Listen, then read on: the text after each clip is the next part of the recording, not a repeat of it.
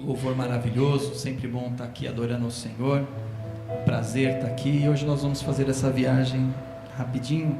E por falar em viagem, eu ouvi essa semana um jazzista, um baixista, Richard Bona, tocando baixo, e um cara cantou, o cara aí, africano, mas jogou uma mensagem de um brasileiro que dizia assim: eu tento sair da Bahia, mas a Bahia não sai de mim. Já ouviram essa frase? Virou um jargão até no Zorra Total. O cara faz uma comédia em cima dessa frase. Eu tento sair da Bahia, mas a Bahia não sai de mim. Já ouviu essa frase? Conhece? Quem aqui é baiano? Ninguém? Baiano. Tentou sair da Bahia, mas vira e mexe, faz alguma coisinha lá da terrinha, né? É muito comum a gente ficar replicando algumas coisas. Lá em Portugal tinha mercadinho brasileiro, né? Que a gente encontrava alguns produtos do Brasil, que não vendiam no mercado lá, mas tinha alguma coisa. Então a gente saiu do Brasil, mas o Brasil não saiu da gente. A gente estava lá e lembrava de algumas coisinhas, se encontrava com amigos brasileiros.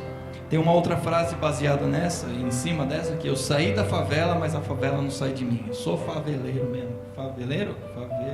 Favelado. Favelado, eu sou favelado. Eu saí da favela, mas onde eu for, posso morar em jardins, na Europa, mas a favela vai estar em mim, porque vai ter um sambinha ali rolando, vai ter nada acontecendo, vai ter um bem bolado ali, filé miau, né? Outra frase que deve ser uma música, fui pesquisando: eu tento sair da farra, mas a farra não sai de mim, né? Essas frases que vão enriquecendo a nossa cultura, né? A gente tenta se livrar de algumas coisas não saem da gente, porque a gente às vezes não consegue abandonar alguns usos e costumes. Como que a irmã falaria bom dia? Bom dia. Como que ela falaria bom dia? Bom giorno. Não tá nela, né? Não saiu, né? Isso não vai sair. Ela saiu da Itália, mas a Itália não saiu dela, né? E por aí Brasil, então tem vários sotaques. Lá em Portugal a gente encontrava tantas pessoas de regiões diferentes do Brasil, né? O carioca tem um sotaque que fala assim: pô, meu irmão, maneiro aí estar aqui adorando o Senhor, uma satisfação imensa aí, né? O carioca vai falando assim. O gaúcho é arriscado, né? Porque eu faço um gaúcho com uns trejeitos meio esquisitos, mas eu não vou fazer isso aqui. Mas bato, não pega ali, um prazer enorme estar aqui na casa do Senhor, né? Uma satisfação imensa. O gaúcho fala um pouco assim, meio cantado, né? O baiano fala mais arrastado, né? Uma alegria muito grande estar aqui na casa do Senhor, com esse povo maravilhoso. O que mais que tem? Mineiro, né? Como que o mineiro falaria? Falaria uai, né? Quase dormi, né? É um prazer muito grande estar aqui na casa do Senhor. E graças a Deus nós estamos aqui saindo daqui, passar no mercado, comprar um pãozinho de queijo. Não sou besta.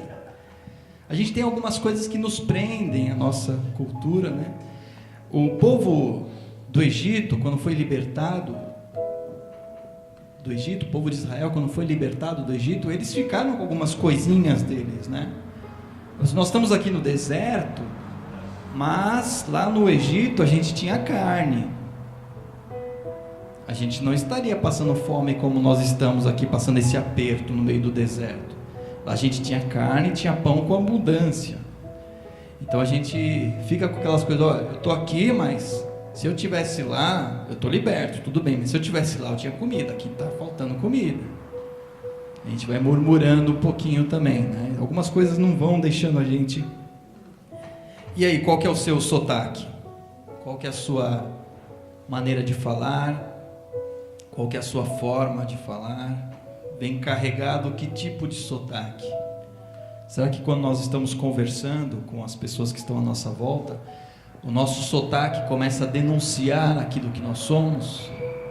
E é bom que denuncie. E é muito melhor que denuncie se o nosso sotaque estiver carregado não do crentez, mas de palavras de sabedoria, não com jargões cristãos, evangélicos, gospel, mas quando ele tem conteúdo verdadeiro.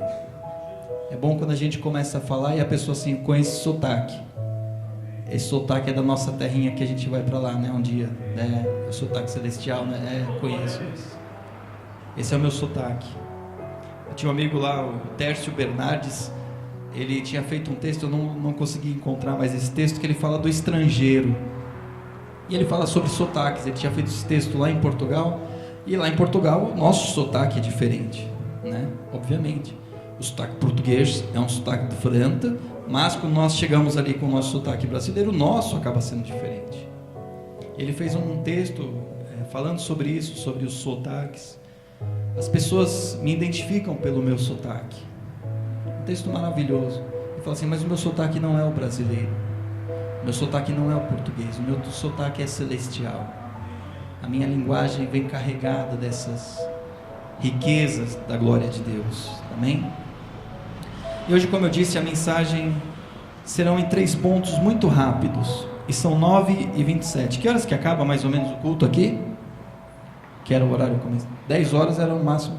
Antes das 15 para as 10, daqui a 15 minutos eu entrego a palavra. Então você só tem 15 minutos para me aturar. Pode ser?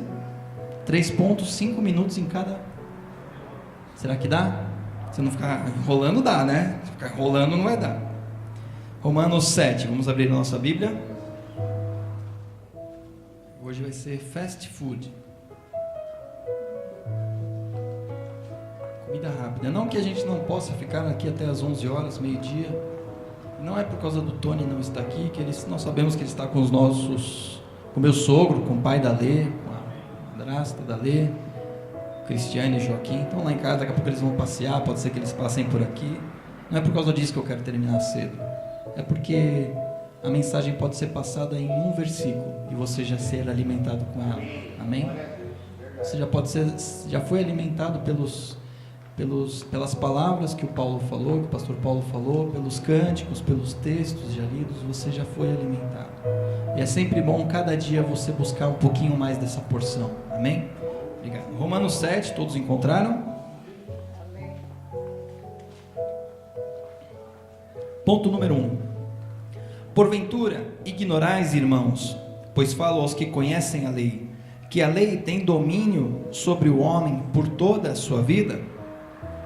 Ora, a mulher casada está ligada pela lei ao marido enquanto ele vive, mas, se o mesmo morrer, desobrigada ficará da lei conjugal, de sorte que será considerada adúltera se, vivendo ainda o marido, unir-se a outro homem.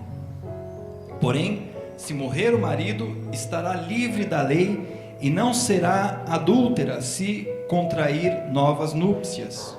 Assim, meus irmãos, também vós morrestes relativamente à lei, por meio do corpo de Cristo, para não pertencerdes a outro, a saber, aquele que ressuscitou dentre os mortos, a fim de que frutifiquemos para Deus, porque, quando vivíamos segundo a carne, as paixões pecaminosas postas em realce pela lei, operavam em nossos membros, a fim de frutificarem para a morte. Agora, porém, libertados da lei, estamos mortos para aquilo que estávamos sujeitos, de modo que servimos em novidade de espírito e não na caducidade da letra. Amém? O que Paulo, nesse primeiro ponto, o que Paulo está querendo dizer é que nós tínhamos um relacionamento com a lei. Paulo está falando para os romanos que tinham um vínculo forte com a lei. Com os cristãos convertidos que tinham esse vínculo com a lei. O povo de Israel que se converteu tinha um vínculo com a lei. Lembra da circuncisão que nós falamos? Ele está falando sobre esses assuntos. Tinha um vínculo com a lei. Agora Paulo está dizendo o seguinte: olha, assim como vocês estavam unidos à lei, da mesma forma a mulher estava unida ao seu marido, e quando esse marido morre, vocês estão livres para contrair núpcias com uma outra pessoa.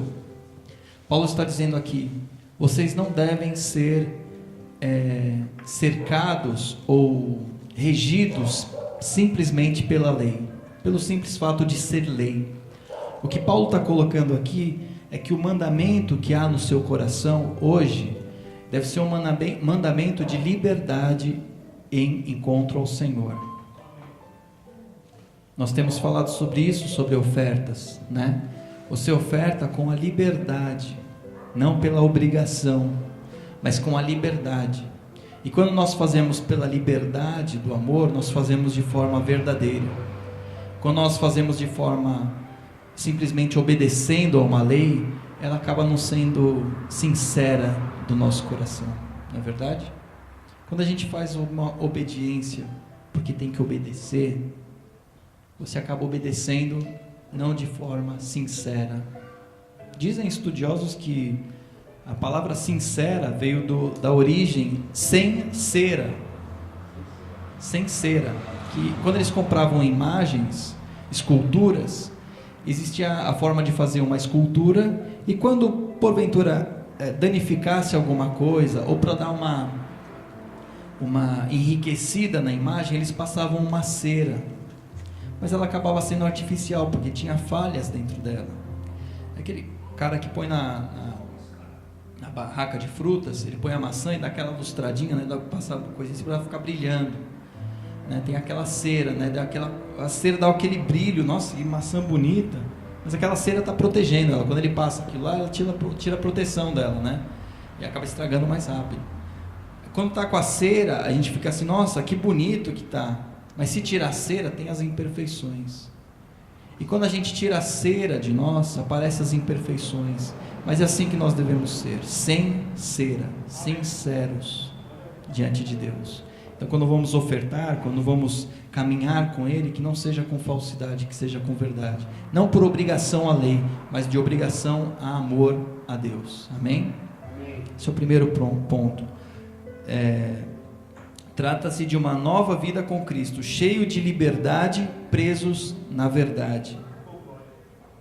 Isso é adorar a Deus. Abra sua Bíblia rapidinho em Jeremias 31, 31. O tempo está correndo.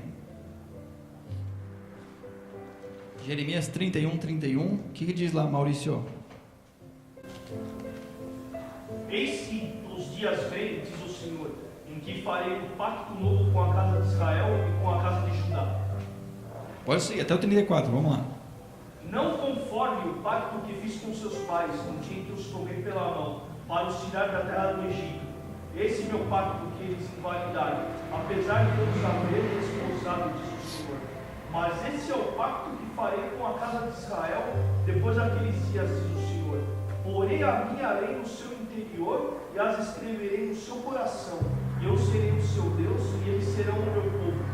E não ensinarão mais cada um ao seu próximo, nem cada um ao seu irmão, dizendo: conhecei ao Senhor, porque todos me conhecerão, desde o menor até o maior, diz o Senhor. Pois nem perdoarei a sua iniquidade e não me lembrarei mais dos seus pecados. Viram isso? Depois você presta atenção nesse texto, lê de novo em casa. Jeremias está dizendo assim: haverá um tempo que não haverá mais essas regras como houve no passado, que houveram essas desculpa, teclado, fica aí tranquilo. Houve essas regras no passado, mas mesmo assim o povo desobedeceu. A regra não foi suficiente para fazer o povo obedecer. Mas haverá o tempo que uma nova aliança será feita. Que nova aliança é essa que ele está dizendo? Jesus Cristo. Essa nova aliança, onde não precisarei mais dizer: olha, conheça o Senhor, ande com o Senhor, porque cada um individualmente conhecerá o Senhor. E essa é a maravilha do Evangelho, quando cada um individualmente conhece o Senhor, e não precisa ficar ninguém mais cuidando de ninguém, dizendo: faça isso, não faça isso, faça amor, não faça guerra. Não precisa mais dizer, nós sabemos, porque a lei está implantada no meu coração, não como um conjunto de regras que eu deva seguir, mas por um ato voluntário, sincero de amor a Deus. Essa maturidade que Ele está esperando de nós, e que eu espero que Ele tenha encontrado em você. Nesse caso, eu creio que Deus usa a infinita, multiforme graça dEle para nos conduzir. Amém. Eu devo aprender com o Senhor de diversas formas, e Paulo está dizendo sobre isso. Não vivemos mais segundo a lei, mas segundo uma lei de amor. sincera e verdadeira. Segundo ponto, 7, versículo 7, capítulo 7, 7. Que diremos, pois? É a lei pecado? De modo nenhum. Mas eu não teria conhecido o pecado, senão por intermédio da lei. Pois não teria conhecido a cobiça, se a lei não dissera, não cobiçarás. Mas o pecado, tomando ocasião pelo mandamento, despertou em mim toda sorte de concupiscência. Porque sem lei está morto o pecado. Outrora, sem lei eu vivia, mas sobrevindo o preceito, reviveu o pecado e eu morri. E o mandamento que me fora para a vida, verifiquei que este mesmo se tornou para a morte, porque o pecado prevaleceu-se do mandamento. Pelo mesmo mandamento me enganou e me matou. Por conseguinte, a lei é santa e o mandamento santo e justo e bom. Acaso o bom se tornou em morte? De modo nenhum. Pelo contrário, o pecado, para revelar-se como pecado, por meio de uma coisa boa, causou a morte, a fim de que, pelo mesmo mandamento, se mostrasse sobremaneira maligno. Ele está dizendo que a lei, segundo ponto, pela lei, muitas vezes ela desperta em nós a vontade de fazer o que é errado. Já viram isso? Criança tem muito disso, né? Não faz isso. Por que não pode? Porque não pode. Porque não é resposta. Porque sim também não. Aí começa o show da Luna, né? Eu quero saber, né? Eu quero saber por que isso, por que aquilo, por que isso, por que aquilo. Por que eu não posso roubar? Por que eu não posso matar? E a gente começa... O Tony ganhou um celular ontem. Eu acho que é a idade de ter celular. Eu acho, claro que não é. Mas era um celular velho que estava lá em casa. E como ele fica... Um iPhone velho, não funciona. Estava lá, jogado em casa, a gente nem lembrava que tinha mais ele. Aí como ele vai para cima dos nossos, a gente falou assim, pronto, agora você tem o seu celular. Esse aqui não pode. Esse aqui pode. Aí ele começou a apertar, aí viu que não ligava. Sabe o que ele fez? Jogou no chão. O que pode eu não quero, eu quero aquele que não pode, que funciona. Você me deu o que não funciona. Eu sou pequenininho, mas não sou bobo. Né? Ele fala com a gente entende, eu entendi tudo isso que ele falou. A gente quer aquilo que não pode, né? A gente deseja aquilo que não pode, e a lei tem muito disso. A lei, eu conheço, e a história fala sobre isso, não só falando sobre religião, mas onde há mais regras, onde há mais limitações, é onde o povo é mais desordeiro. Onde você tem um conjunto de regras, você pensa que o povo vai obedecer, ele arruma uma maneira de desobedecer. É verdade ou não é? Aqueles pais super... minha mãe era super enérgica com a gente, super controladora. Era um transtorno na nossa cabeça. Eu não era tão rebelde assim, mas a minha irmã que não está aqui hoje, ela era muito rebelde. E quando minha mãe falava para não fazer, ela ia e fazia. Porque é muita regra. Eu não consigo conviver com esse conjunto de regras sem explicação, sem o porquê. Não, porque não, porque não, porque não, assim não, não sei não. Era muita regra em casa, sempre teve muita regra em casa, né? Minha mãe separada do meu pai, teve que controlar as coisas. Meu pai era vizinho nosso, mas eram separados. E teve que pôr um monte de regra para poder dar conta de cuidar de 3 filhos, né? Não era fácil em 1980, não é fácil hoje, mas no passado também não era. Cuidando casado já é difícil. A gente já fica louco alguns dias, né, com o Tony. Essa semana ele ficou meio doentinho, foi para o hospital algumas vezes, tal. E a Lê estava esgotada, estava cansada. O Tony, não aguento mais, eu tô com vontade de chorar. Porque cansa. Eu vou trabalhar, eu fico o tempo fora, mas tem hora quando ele está doentinho, criança, e está com aquela manhãzinha, quer ficar no colo. Ela precisa fazer um monte de coisa com ele no colo. E como eu falei, fica 1 minuto com ele no colo é uma coisa. Ficar meia hora, 40 minutos é outra coisa. Trava tudo, dói tudo. Por que eu estou falando sobre isso? É para acabar daqui a 3 minutos a mensagem. Meu Deus do céu. Mas a gente quer conhecer aquilo que não é verdade, que não é bom. A gente quer se meter naquilo que não pode.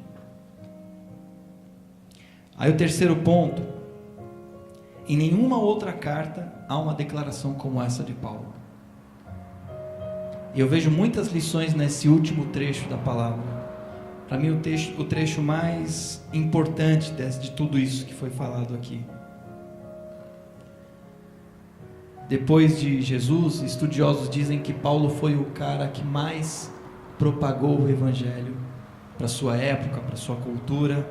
Paulo foi um cara que fez grandes coisas em favor do evangelho. Muitas coisas. Eu vejo uma lição aqui de Paulo, do apóstolo Paulo, do reverendo, do bispo, do São Paulo, Santo Paulo, uma condição tão humana, que eu acho que é isso que faz nós nos aproximarmos de Deus. É alguém falar assim: eu sou humano como você, eu tenho defeitos como você, mas juntos nós podemos caminhar na direção do Pai. E Paulo fala sobre isso. 14. Porque sabemos que a lei é espiritual, eu, todavia, sou carnal, vendido à escravidão do pecado, porque nem mesmo compreendo o meu próprio modo de agir, pois não faço o que prefiro, e sim o que detesto. Ora, se faço o que não quero, consinto que a lei é boa. Neste caso, quem faz isto já não sou eu, mas o pecado que habita em mim. Porque eu sei que em mim, isto é, na minha carne, não habita bem nenhum, pois o querer o bem está em mim, não porém o efetuá-lo. Porque não faço o bem que prefiro, mas o mal que não quero, esse faço. Mas se faço o que não quero, já não sou eu quem o faz, e sim o pecado que habita em mim.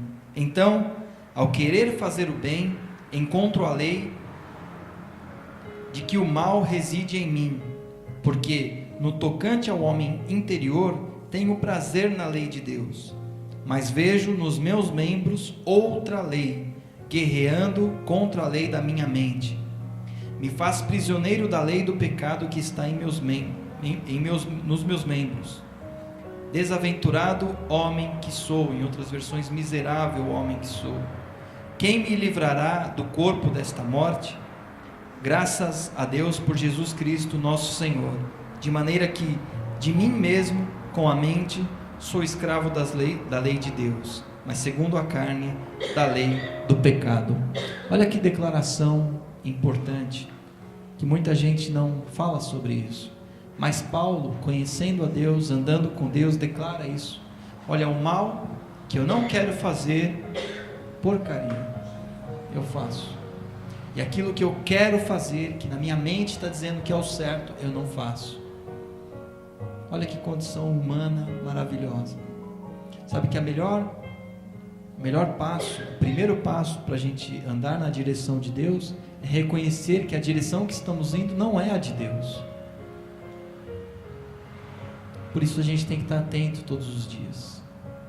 Eu achei de um valor muito grande um homem como ele dizer esse tipo de coisas. Olha, eu tenho uns problemas. Reconhecer um erro, reconhecer uma falha, não é você ser pequeno, é você ser grande. Não que queira ser grande, mas você reconhecer, existe aqui uma falha em mim. Quantos têm capacidade de reconhecer que errou e que erra aqui nessa manhã? Você tem capacidade para isso? Mas vamos ser sinceros, é difícil, né? E quando o outro vem falar para a gente que a gente está errado, e a gente sabe que está errado, é difícil aceitar uma crítica, né? que antes de nós sermos criticados, que você faça uma autocrítica a você mesmo nessa manhã. E que você reconheça que, olha, se Paulo, que era Paulo, tinha defeitos, tinha problemas, eu estou nessa mesma pegada aqui. É mais bonito isso do que a gente ficar bancando o santinho, que crente tem muito disso. Eu sou santinho e os outros são todos pecadores. E a minha santidade acaba se tornando tão chata que eu não consigo me aproximar das pessoas. Uma santidade de fantasia. A minha santidade acaba sendo tão chata que eu não consigo aproximar-me das outras pessoas. As pessoas olham para mim e dizem: isso é insuportável. Ele se acha o dono da verdade. Ele está sempre certo. E como é bonito Paulo falar. Acho que se Paulo se autonomeasse santinho, certinho, bonitinho, a gente não teria tanta proximidade dele. Aliás, Jesus, como falamos na ceia, se mostrou de uma natureza humana tão grande e ao mesmo tempo sendo Deus, que isso que aproximou ele de Deus, e é isso que aproxima Paulo de Deus, e é isso que nos aproxima de Deus. Para terminarmos 3 minutos depois do prometido, eu vou avançar um versículo no capítulo 8, mas ele é enriquecedor para essa manhã. Vamos ler? 8:1. O pastor tem falado bastante sobre ele. Vai lá, Maurício, me ajuda aí. Portanto, agora nenhuma condenação há para os que estão em Cristo Jesus, que não andam segundo a carne, mas segundo o Espírito. Aí está a resposta. Então, mas nessa condição de lei, a lei me mostra que eu sou errado. A lei mostra para a gente que a gente está errado.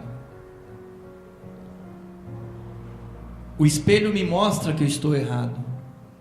E nessa condição que a palavra de Deus me diz que eu estou errado, eu olho no espelho, eu me vejo errado. O que fazer? Aí o versículo 1 do capítulo 8 tem a resposta. Nenhuma condenação há para você. Só isso? Nenhuma condenação há para você. Só? Para aquele que está em Cristo Jesus. Só há uma saída para a nossa reconciliação com Ele, é estar nele. Eu lembrei dele hoje de manhã, mas não peguei o endereço. O pastor me ajuda, o Maurício. Aquele texto. Já não há condenação. Não é esse. Aquele que está em Cristo, nova criatura é. As coisas velhas já passaram, eis que tudo se fez novo. Eu não lembro agora onde está. 1 Coríntios? É o vizinho aí. Eu lembrei dele de manhã, mas estava com o sogro tomando café, não deu tempo de pesquisar. 2 Coríntios 5. Lê pra gente aí, pastor. Nenhuma condenação há para os que estão em Cristo Jesus. Assim, se alguém está em Cristo, nova criatura é. As coisas velhas já se passaram, e eis que tudo se fez novo. Amém. Nós vamos encerrar com esses 2 versículos. Estar em Cristo, já não há condenação e você é uma nova criatura. Há uma chance de eu e você se renovar a todos os dias. É estar em Cristo, permanecer em Cristo. Quer se afastar nessa luta entre carne e espírito? Você quer ficar mais perto de Deus? Comece a se alimentar e comece a andar mais com Jesus. É como eu tenho dito, tem que ser um exercício diário.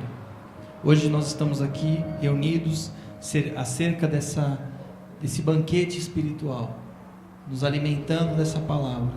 Mas hoje à noite você vai ter que se alimentar dela de novo,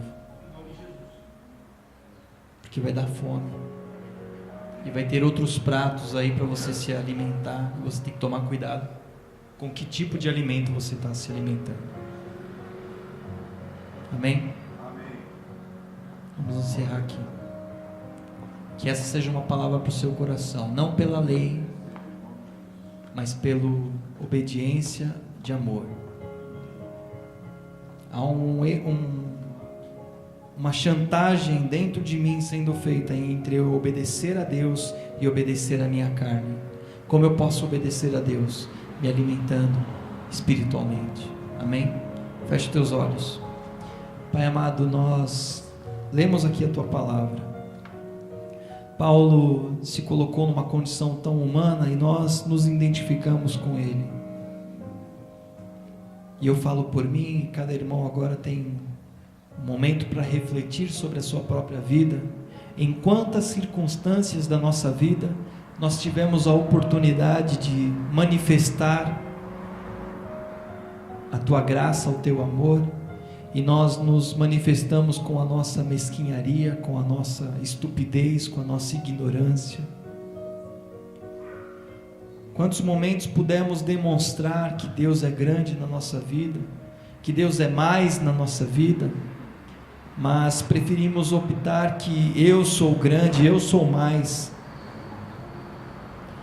Quantas vezes a gente teve a oportunidade de dizer, olha, Deus pode fazer grandes coisas através da sua boca fechada, mas nós não, queremos abrir a nossa boca para dizer um monte de besteira. Miserável homem que sou, o bem que eu quero fazer eu não faço, e o mal que eu não quero fazer, esse eu faço. Miserável homem que sou. Que nessa manhã, Senhor, o Senhor nos perdoe e nos transforme, porque se porventura dissemos alguma coisa essa semana, esse mês, ou não sei, ainda hoje, já fizemos alguma coisa que desagradou, que o Senhor nos perdoe, e que nós estamos aqui porque queremos andar mais perto do Senhor, nos alimentando dessa palavra. Por isso nós queremos nos enriquecer dessa palavra, ao ponto, Senhor, de que nós estamos usando essa palavra, mas que amanhã ela possa nos usar, que as tuas palavras possam ser o nosso guia, Senhor, e que cada vez, como aquele livro diz, em seus passos o que faria de Jesus, em que cada circunstância, cada situação, a gente possa falar, Senhor, nessa situação o que o Senhor faria? Pai amado, nessa ocasião em que o inimigo está se levantando dessa forma para mim, qual seria o passo que o Senhor daria? E o Senhor fala assim, eu demonstraria amor, mas é o meu inimigo, Deus. Demonstre amor orando por ele, não respondendo de imediato. Seja o seu falar tardio, seja pronto para ouvir. Que o Senhor transforme os nossos corações. Nós precisamos de uma transformação diária, no nome de Jesus. Amém. Amém.